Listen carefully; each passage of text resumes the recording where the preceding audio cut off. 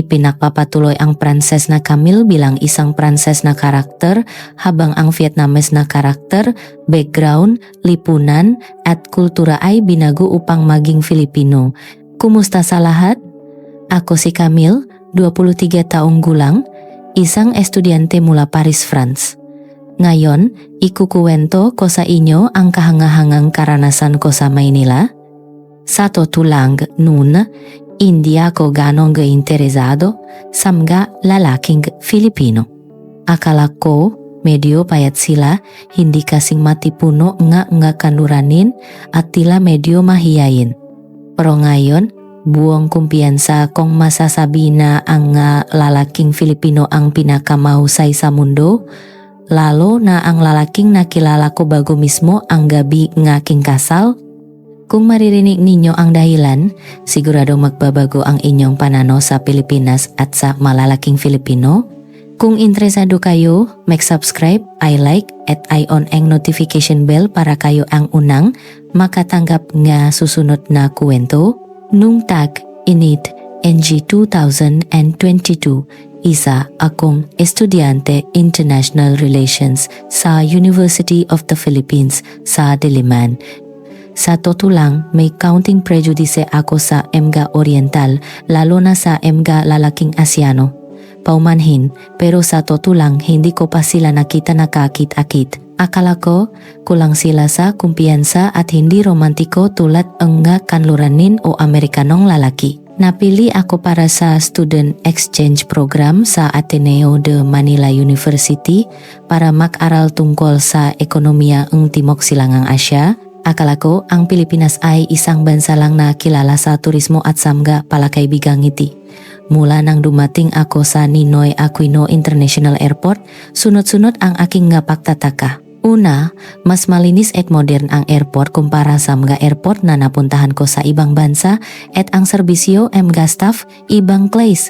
Welcome to the Philippines. Mabuhay! Bati mga airport staff sa akin sa fluent na French at natural pa silang tumulong sa pagbubuhat ang aking mabibigat na maleta. Hindi ito kapanipaniwala sa France. Sa taxi papunta sa aking dormitoryo, hindi rin ako nagulat.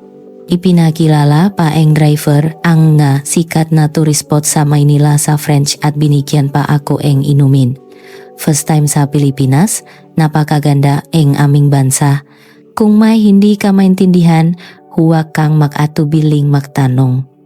Bakit napakabait nga tao rito? Sa sandaling iyon, nagsimulang magbago ang aking pagtatangi. Nang makarating ako sa dormitoryo at inayos ang aking gamit, narinig kong may kausap sa telepono ang isang tao sa pasilyo na may nagmamadaling tono. Sumilip ako sa pinto at labis na nagulat. May isang lalaking estudyante, mga 185 metro ang taas, malapat ang balikat, may guwapong mukha, tipong Filipino na maskulado, ang nakatayo ron. Agad kong naisip, kaya pala ang lalaking Asyano ay ganito kagwapo, ngunit ang mas nakakagulat ay ang kanyang pag-ugali. Lola, okay lang po, pupunta na po ako ngayon. Opo, magpapalam po ako sa mga guro. Nang makita ko ang kanyang pag-ugali habang kausap sa telepono, naramdaman kong hindi lang siya gwapo kundi mayroon ding malalim na kalooban, hindi lang maganda ang panlabas tulad ng lalaking princess, kundi isang matatag na lalaki mula sa loob. Siya si Miguel, isang 4th year medical student sa University of Santo Tomas Faculty of Medicine and Surgery. Ilang araw pakaraan nang makita kami ni Miguel sa kelas ang Filipino, sa totoo lang, may pakasa ako mapansin niya ako dahil sa friends, medyo kilala ako. Pero iba si Miguel. Hindi siya sumisulyap sa akin o nakpapahalata tulad ng ibang lalaki. Napakagalang, magalang, at natural ang kanyang pag-uugali. Kumusta Camille? Ako si Miguel. Tutulungan kitang matuto ang Filipino. Malalim at kalmado ang kanyang boses, hindi niya sinisikap ipakita ang sarili niya sa mapagmataas na paraan tulad ng lalaking princess, ngunit mayroon siyang kakaibang karisma. Habang makasama kaming nag-aral ng Filipino, unti-unti kong natuklasan ang tunay na atraksyon ni Miguel. Una, napakatalino niya, kapak hindi ko naintindihan ang grammar, ipinapaliwanag niya ito sa lohikal at madaling maunawaan na paraan. Kung sa French, parang ganito. Ginagamit pa niya ang French para magpaliwanag. Bakit ang galing mong mag-French? Mahilig lang ako sa wika kaya pinag-aralan ko. Saka bilang doktor, siguradong makakatakpo ako maraming pasyenteng dayuhan. Wow, isang lalaking tulad nito ang hindi ko pa nakikita sa France. Ang sistematikong paghahanda para sa hinaharap ay kahanga-hanga. Ang mas nakakagulat ay ang kanyang pagiging maalalahanin. Nang marinig niyang hindi ako kumakain ang maanghang na pagkaing Filipino, sa susunod na klas, siya mismo ang gumawa ang salad at tinala sa akin. Hindi ka sanay sa pagkaing Filipino? Ako mismo ang gumawa niyan. Ginamit ko ang French salad dressing. Kailan ka nakaroon ang oras para gawin ang nga ito?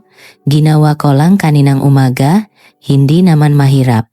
Mula nun nagsimula akong tignan siya sa ibang paraan. Ang pagluluto niya para sa akin sa umaga habang abala pa rin bilang isang medical student, mayroon siyang kakaibang karisma kumpara sa mga lalaking princess. Hindi mapakunwari sa labas ngunit tunay na may kakayahan, mahusay mag-manage ang sarili, at ang pinakamahalaga, taos pusong nagmamalasakit sa iba. Pakaraan ing halos isang buwan, nakasakit ako ing matinding trangkaso. Mataas ang aking lagnat, mahigit 39 degrees Celsius, at masakit ang buong katawan ko. Nang mag-isa ako sa aking kwarto, pakiramdam ko ay gusto kong mamatay. Sa sandaling iyon, narinig ko ang katok sa pinto. Jamil, ayos ka lang ba? Hindi ka pumasok sa klas? Si Miguel. Nang buksan ko ang pinto, nakita ko siyang may hawak na malaking bag. Ano yan? First aid kit. May thermometer, pampababa eng lagnat, oral rehydration solution, at pati lugaw, nagawa eng lola ko. Nang buksan ko ang bag, nakita kong may mga medical equipment pana pang emergency room eng ospital. May thermometer, siyempre, pero mayroon ding IV drip set. Bakit may dala kang IV drip set? Kung malubha ang dehydration, kailangan ing IV drip. Medical student ako, kaya ko. Wow. Ito ba ang lalaking Filipino? Hindi lang bumili ing lugaw kundi perpektong nagbigay pa ing medical assistance. Nang gabing iyon, inalagaan ako ni Miguel tulad ng isang tunay na doktor. Sinukat niya ang aking lagnat tuwing 2 oras, nag-IV drip, at pinainom ako ang gamot pampababa ang lagnat sa tamang oras. Miguel, bukas kailangan mong bisitahin ang lola mo sa ospital. At may exam ka pa. Umuwi ka na. Ang kalagayan mo, Jamil, ngayon ay nakakabahala. Mataas ang lagnat mo, umabot nga 39. 5 degrees, paano kita iwan mag-isa? Inalagaan niya ako buong magdamag hanggang kinaumagahan. Iniwan pa niya ang kanyang exam bilang medical student. Bakit mo ginagawa ang lahat ng ito para sa akin? Nanahimik sandali si Miguel at pagkatapos ay sinabi, dahil mahalaga ka, Camille. Sa sandaling iyon nagulantang ang puso ko. Hindi, ito mga salitang mapalilang tulad mga lalaking princess, ngunit naramdaman ko ang kanyang katapatan. Pagkatapos kong gumaling, gusto kong pasalamatan si Miguel kaya sinabi kong gusto kong bisitahin ang kanyang lola. Ang lola na nakilala ko sa Philippine General Hospital ay isang espesyal na tao. Mayroon siyang stage 4 stomach cancer, ngunit nang makita niya ako, nakangiti pa rin siya ng napakaliwanag.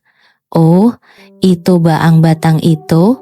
Pinupuri ni Miguel na napakaganda niya, ang French girl na iyon. Lola, kailan ko po sinabihan? Namula si Miguel at labis na nahiya. Sa tuwing binabanggit ni Miguel si Jamil, kumikinang ang kanyang nga mata. Lola, matalino po si Jamil, napakabilis matuto ng Tagalog.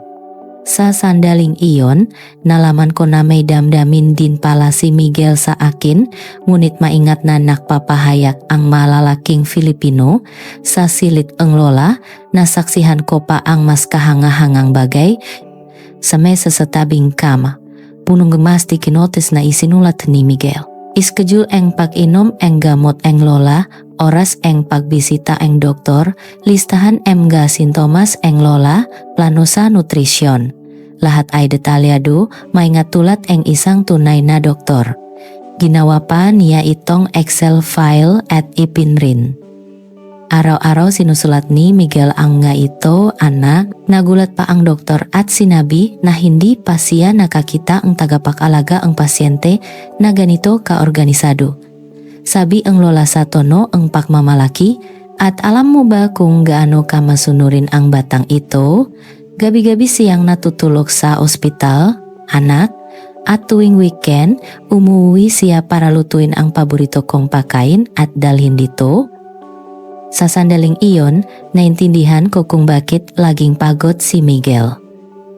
Kailangan niyang mag-aral ang medisina, alagaan ang kanyang lola, at magtrabaho pa para kumita ang pera para sa pagpapagamot ang lola. Nasaan po ang nga magulang ni Miguel? Nang maingat akong nagtanong, medyo nalungkot ang mukha ng lola. Namatay ang tatay ni Miguel noong high school pa lang siya, anak, at ang nanay niya nagpakasal ulit at lumipat sa Amerika. Nag-isa talaga ang batang ito, anak.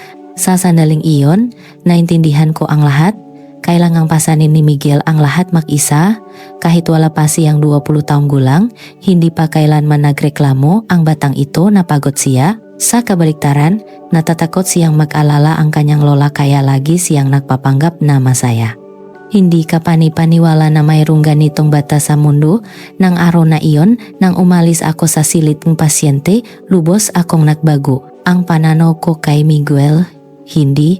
Ang pananaw ko sa mga lalaking Filipino ay lubos na nagbago.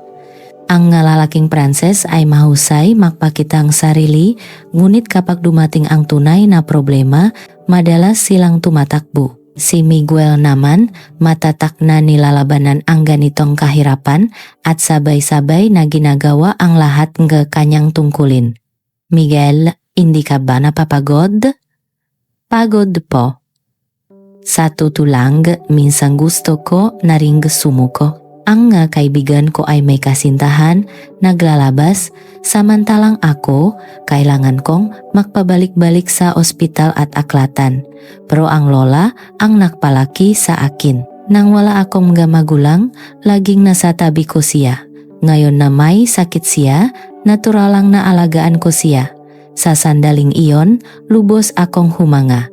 Ito ang tunay na lalaki, may responsibilidad, may pagalang sa nakatatanda, at marunong magmahal ng toto. Pagkatapos ang araw na iyon, mas naging malapit kami ni Miguel, at natuklasan ko ang maraming kahanga-hangang aspeto ang lipunang Filipino.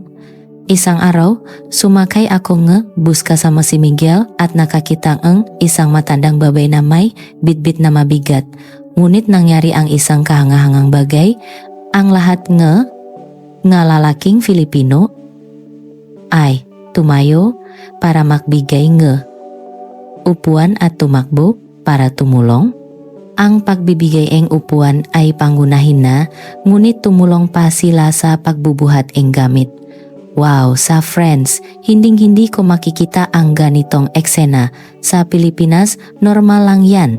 Ang paggalang sa matatanda ay pangunahing kagandahang asal. Sa sandaling iyon, nalaman ko na hindi lang si Miguel ang espesyal na tao, kundi ang lahat nga lalaking Filipino ay may ganitong DNA. Sa ibang araw, kumain ako kasama si Miguel at nakita kami ng may-ari ng tindahan at sinabing, "Oh, may dayuhan dito? First time mo kumain ang pagkaing Filipino? Anak, ito, espesyal na bigay ko. Subukan mo." Binigyan niya kami ang isang maliit na mangkok ng sinigang ng walang bayad. "Ate, ang dami naman ito." "Ay, okay lang anak. Salamat sa pagpunta sa aming tindahan. Sana ay nagustuhan mo." Wow, sa France, Hindi ko kayang isipin ito, bibigyan ng ganito karami ang isang dayuhan na hindi pa nakikilala. Bakit napakabait nga Filipino? Dahil mayroon kaming pagiging mapagpatuloy. Lalo na sa mga dayuhan, mas gusto naming bigyan sila ing espesyal na pag-alaga. Mula sa mga karanasang iyon, unti-unti akong nagmahal sa Pilipinas. Ang init nga Filipino, ang taos-pusong pagmamalasakit nga lalaking Filipino. Ngunit nakaroon eng mahalagang pangyayari. Isang gabi, pawi sa dormitoryo, may isang dayuhang lasing na gumawa ang gulo sa akin. Hoy, babaeng Filipino ka ba? Ayoko sa mga Filipino. Sinabi niya ang ngabastos na salita sa akin dahil sa kalasingan at sinubukan akong itulak. Nakakatakot, sa sandaling iyon biglang lumitaw si Miguel. Jamil, tumayo si Miguel sa pagitan ko at ang lalaki at sinabi sa mahinahon ngunit matatak na boses, siya ang anak ko, pakiusap, lumayo ka sa kanya. Ano? Gusto mong makipag-away? Sinubukan ang lalaki na itulak si Miguel, ngunit ang reaksyon ni Miguel ay cool. Kalmado niyang hinawakan ang pulso ang lalaki at ginamit ang sinaunang martial arts technique para ipilay ang braso nito na naging dahilan ang pag-iyak nito at pagbaksak sa lupa. Ayoko makipag-away, pero hindi ko hahayaan nasaktan mo siya. Ang kanyang boses ay kalmado ngunit may kakaibang karisma. Marahil naramdaman itong lalaki kaya siya ay nagmura at tumakbo. Jamil, ayos ka lang ba? May masakit ba sa iyo? Nang makita ko ang pag-alala ni Miguel, nagulantang ang puso ko. Miguel, ano yun kanina? Astig, nagsasanay ako traditional martial arts mula pagkabata, pero ayoko makipag-away. Wow, medical student martial artist at nakapagsalita pa maraming wika. Mayroon bang ganito ka perpektong lalaki? Nang gabing iyon, inihatid ako ni Miguel sa dormitoryo ng ligtas at sinabi, mula ngayon, huwag kang mag-isa sa gabi. Delikado. Pero Miguel, paano ka napunta doon? Lagi kitang tinitingnan para siguraduhing ligtas kang makawi sa dormitoryo araw-araw. Kaya pala Patagonia akong inaalagaan, ang romantiko naman, mula nun, lubos akong nahulog sa pag-ibig kay Miguel. Hindi dapat sabihin na nahulog ako sa pag-ibig sa mga lalaking Filipino. Ito ay isang atraksyon na lubos na naiba sa mga lalaking princess, isang ibang dimensyon. Kahit hindi mapagpakitang tao, laging nagpoprotekta ng matindi kapag kailangan at taos-pusong nagmamalasakit sa iba. Nang dumating ang tag-ulan, nasimulang lumala ang kalagayan ng lola. Mas naging abala si Miguel, sinubukan ko ring tumulong sa abot ng aking makakaya. Iyon ay ang karanasan ko sa tunay na kabutihan ng Filipino. Ang kaibigan ni Miguel sa universidad ay nag-ipon ng pera para sa bayarin sa ospital ng lola. Bukod dito, ginawa nila ito nang hindi ipinapaalam kay Miguel. Nakita naming mag-isa si Miguel na nahihirapan kaya nag-ambak lang kami ngakaunti. Dapat magtulungan ang makakapatid at makakaibigan sa oras ng kahirapan. Nakalikom sila ang mahigit 25 pesos kahit estudyante lang sila. Sa sandaling iyon, lubos akong naantik. Ganito pala ang kabutihan mga Filipino. Hindi sila kadugo, ngunit nagawa pa rin nila ang ganito. Lubos ding naantik ang lola. Napakabubuti nilang bata, nakatakpo ang lola ni Miguel ang mabubuting kaibigan. Anak, isang gabi may tumawag at sinabing kritikal ang kalagayan ng lola. Nang dumating ako sa ospital nang nagmamadali, nakasuot ng oxygen mask ang lola. Lola, nandito na po si Camille. Nanginginig ang boses ni Miguel. Tumingin sa akin ang lola at ngumiti ng mahina. Jamil, salamat sa pagpunta. May gusto akong ipakiusap sa iyo. Sige po, lola, sabihin niyo po. Si Miguel ang lola ay isang mabuting bata, di ba? Pakiusap, alagaan mo ang batang ito, tila masyado siyang mahihirapan kung mag-isa siya.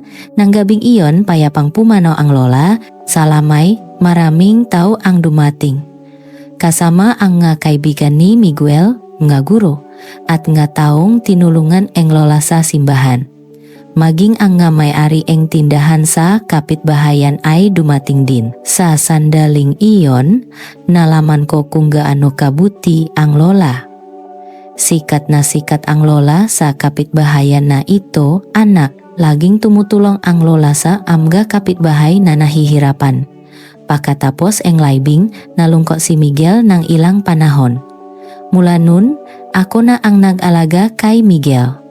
Ginising ko siya tuwing umaga, magkasama kaming kumain at magkasama kaming nag-aral. Pagkaraan ang halos isang buwan, ngumiti si Miguel sa unang pagkakataon. Jamil, salamat. Kung wala ka, Jamil, hindi ko alam kung ano ang mangyayari sa akin. Kumpara sa ginawa ni Miguel para sa akin, napakaliit lang nito. Mula nun, natural na lumago ang aming relasyon. Nang dumating ang taglamig, nag-confess si Miguel sa akin. Jamil, mahal kita. Sa simula ang relasyon natin ay nagsimula sa pagtutulungan, ngunit ngayon hindi ko na maisip ang buhay nang wala ka, Camille. Sumagot din ako na ganun din ang aking nararamdaman. Pagkatapos naming maging makasintahan, mas marami kaming naranasan tungkol sa kulturang Filipino. Sa panahon ang Pasko, nakilala ko ang pamilya ni Miguel at iyon ay kahanga-hanga.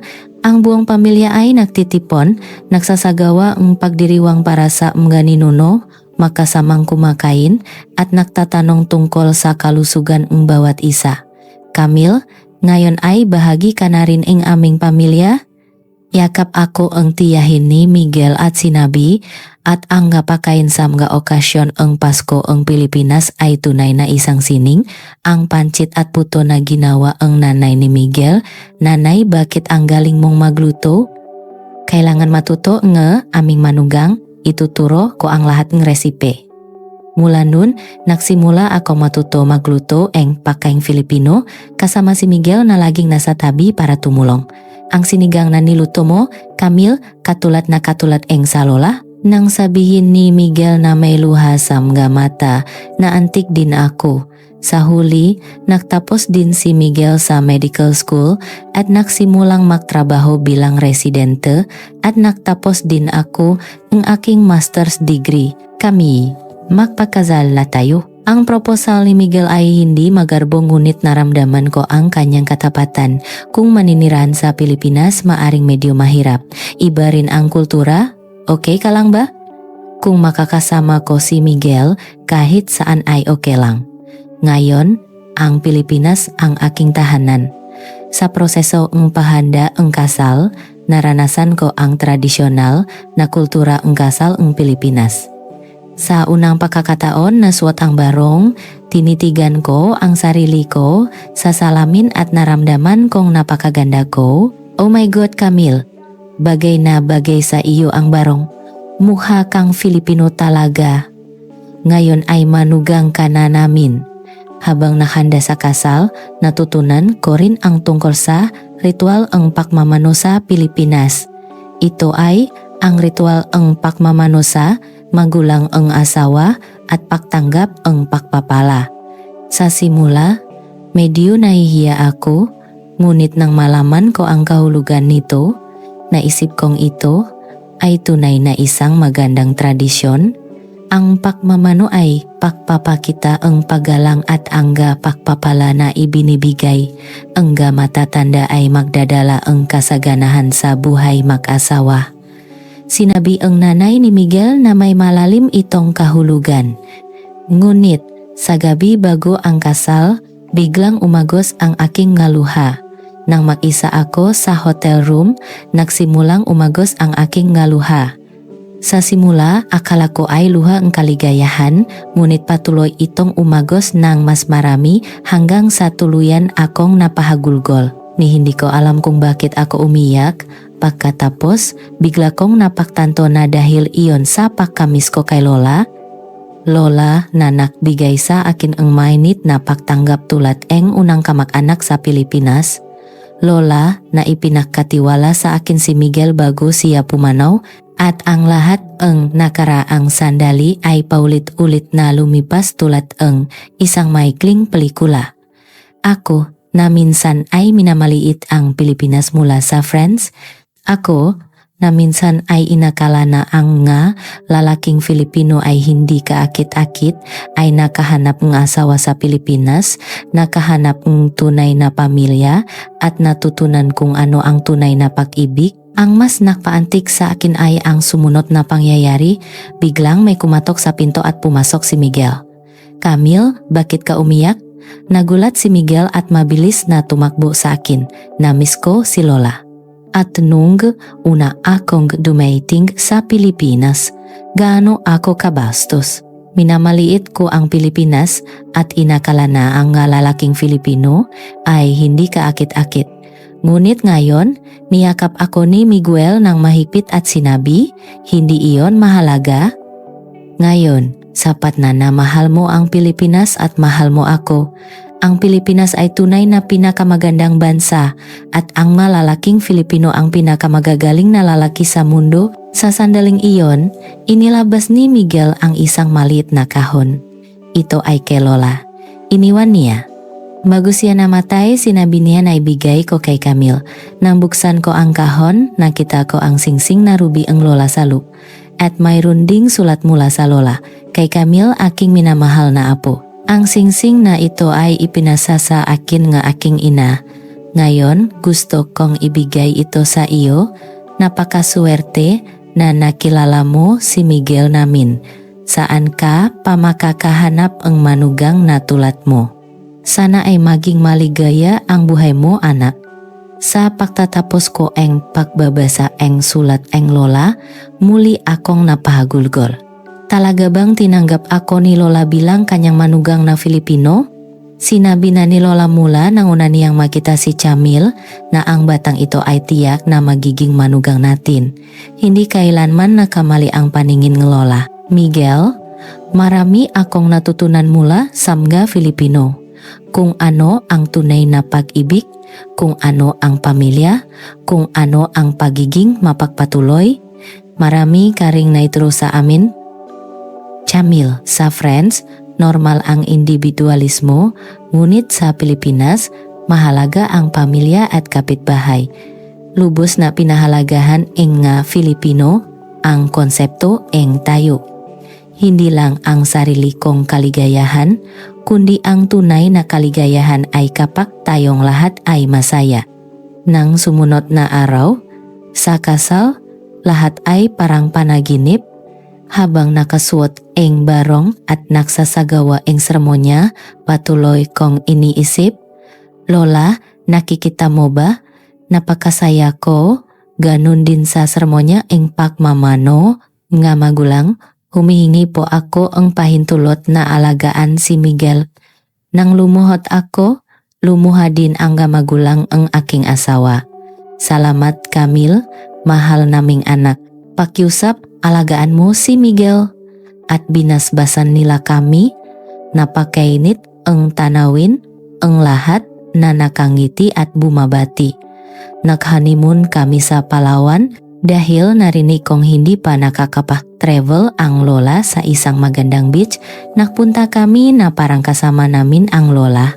Sa dalampasigan ng Palawan, nagsagawa kami ang isang maliit na seremonya bilang pag-alaala sa Lola. "Lola, ikinasal na po kami.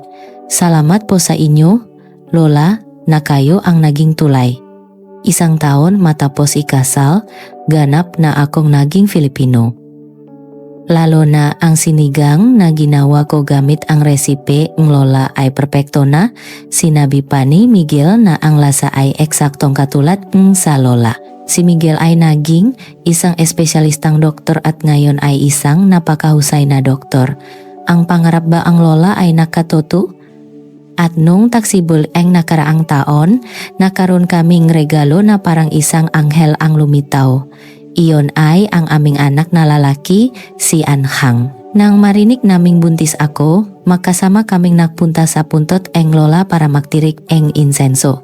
"Lola, makakaroon na po kayo ang apo sa tuhod. Nang ipanganak ang bata, nakaroon ang milagro." Katulat ni Lola si Ankhang, makamuha ang ngiti ang kanyang mata at ang kanyang mabet na personalidad. Parang muling nabuhay si Lola. Ganun din ang iniisip ni Miguel. Ngayon, 18 buwan na si Ankhang, isang mabait at napakakuta na bata. At nag-aral din ng Tagalog at French. Kahapon, dinala ko si Ankhang sa puntot ng Lola.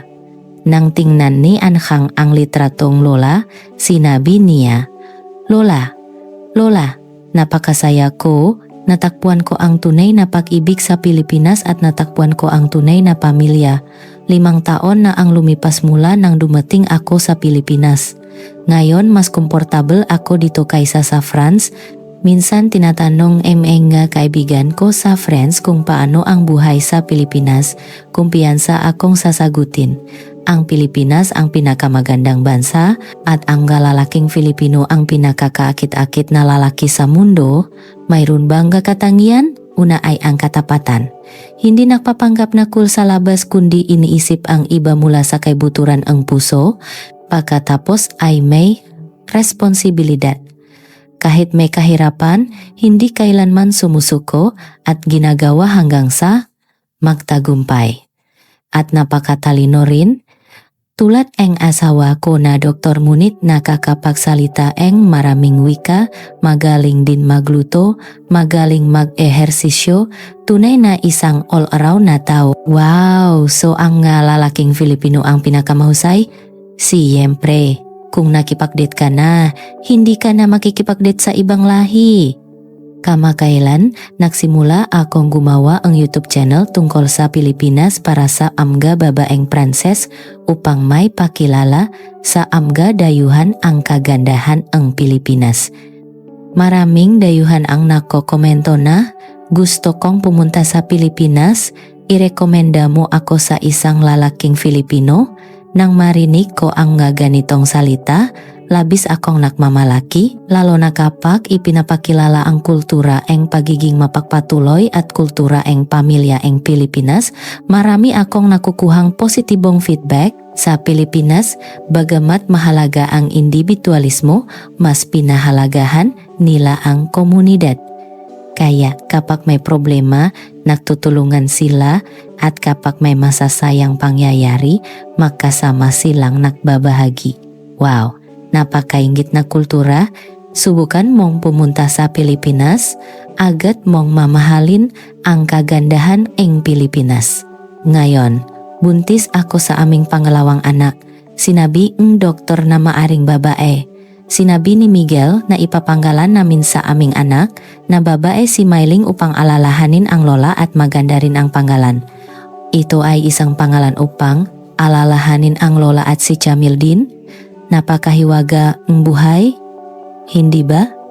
Ako na minsan ay minamaliit ang Pilipinas, ay lubos na nagmamahal sa Pilipinas. Ako na minsan ay inakala na ang lalaking Filipino ay hindi kakit-akit, ay ikinasal sa isang lalaking Filipino at nabubuhay ng napakasaya. Tila ang lahat ay isang malaking plano ng lola. Si lola ang nakonekta sa akin at kay Miguel. Ngayon, lubos kong naintindihan kung bakit labis akong umiyak sa gabi bago ang kasal. Iyon ay pakiramdam ng pasasalamat. Pasasalamat dahil binigyan ako ng pagkakataong makilala ang bansang Pilipinas. Pasasalamat dahil binigyan ako ng pagkakataong makilala ang pinakamagaling na lalaki tulad ni Miguel. Pasasalamat dahil itinuro niya sa akin kung ano ang tunay na pamilya. At mayroon ding kaunting hiya sa aking pagtatangi at kakulangan kaalaman ng minsan kung binidyang husga ang Pilipinas ng bastos ng walang kaalam-alam. Ngunit ngayon, buong kumpiyansa kong masasabi na ang Pilipinas ang pinakamagandang bansa at ang lalaking Filipino ang pinakaakit-akit na lalaki sa mundo. Kung may pagkakataon kayo, subukan ninyong pumunta sa Pilipinas at damhin ninyo mismo ang init nga Filipino. Siguradong mamahalin ninyo agad ang kagandahan ng Pilipinas tulad ko at sana ay subukan ninyong muling isipin ang kahalagahan ng pamilya. Habang nabubuhay pa ang inyong malolo't lola, sabihin ninyo ang mahal kita sa kanila ng mas madalas at gumugol ng mas maraming oras kasama sila. Huwag ninyong isipin na sila ay mananatili sa tabi natin magpakailanman. Sana ay pahalagahan ninyo ang sandaling ito. Kung ang kwento ko ngayon ay nagbigay ng kaunting impression sa inyo, mag-subscribe, i-like, at i-on ang notification bell. Sa susunod, babalik ako na may mas kawili-wiling kwento tungkol sa Pilipinas. Hanggang sa susunod, manatili kayong malusog at masaya. Salamat!